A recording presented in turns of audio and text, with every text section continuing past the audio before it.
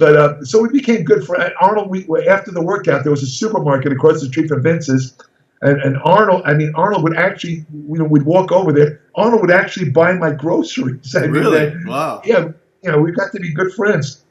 And one time I asked him, I said, Arnold, wasn't there a contest you competed in recently?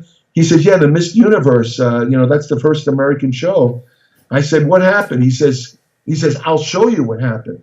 So it turns out that Rita had actually rented him an apartment only about 2 blocks away from Vince, right on Ventura Boulevard there in Studio City. So I walked over to Arnold's apartment, and as soon as I opened the door, the first thing I see is a guy running around the room wearing boxer shorts, Uh-huh. And like Arnold acted like he wasn't there. So I whispered to Arnold, I said, who is that guy? He says, that's Paul Graham. He says he's a wrestler. Good. He's a friend of mine. He says he goes under the name Lord Paul. Now, Paul Graham, now think about it. Later on, became the IFBB honcho of all of Australia. He became the head of the IFBB in Australia. This was the same Paul Graham. He never acknowledged me the whole time I was sitting in. He never said hello. Never tried to introduce him. He just walked around in the boxer shorts. Unbelievable.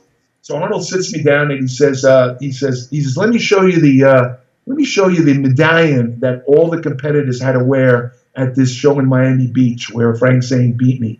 And so he hands me this kind of big medallion, and I look at it, and as clear as day, there's Frank Zane in the double up. He didn't even try and disguise his face. It was Frank Zane on the medallion, on the right? medallion, unbelievable. Says also this, and he hands me a program from the show, and on the cover of the program is Frank Zane. Again, he says, what does it look like to you? He says, of course it was fixed, he goes. So I'm much bigger than Frank Zane, Right. So Arnold, it looks pretty bad, I'll tell you. I mean, to have a competitor, be on the medallions that all the guys wearing on the program, I have to admit, it doesn't look good. Right. So, but what happened was, when the magazines came out about 2 months later, it took a little time back then. There was no internet. This is 1968 when the magazines did come out, and I saw the photos. I looked at Arnold. Arnold, sure enough, was much bigger than Zane, but he was very pasty, had no tan, and he was very bulky. And Zane was tan and cut and, much smaller, but much more finished. Yeah. And I said to myself, well, Zane actually deserved to win, Now, the interesting part of the story is that many, many years later, I mean, this is like, I think was Arnold, I think it might have been when he was the governor of California. My phone rings, and I hear a voice. He says, hello, Jerry, this is Arnold.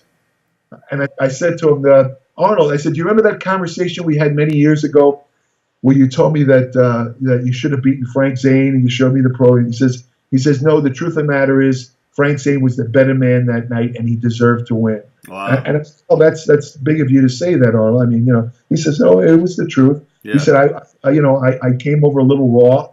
It was a different level of competition here. You had to be harder, and I made some changes, and you know the rest. He goes, I said, that was that story, Yeah.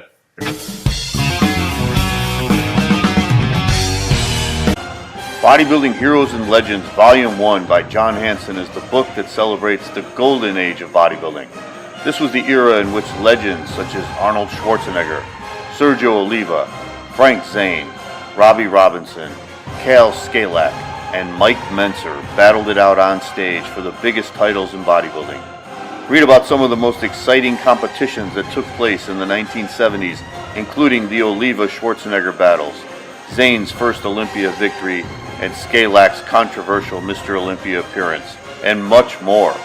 Filled with inspiring images of some of the greatest bodybuilders in the history of the sport, Bodybuilding Heroes and Legends Volume 1 is now available on Amazon.com, or email John directly at naturalolympia@gmail.com.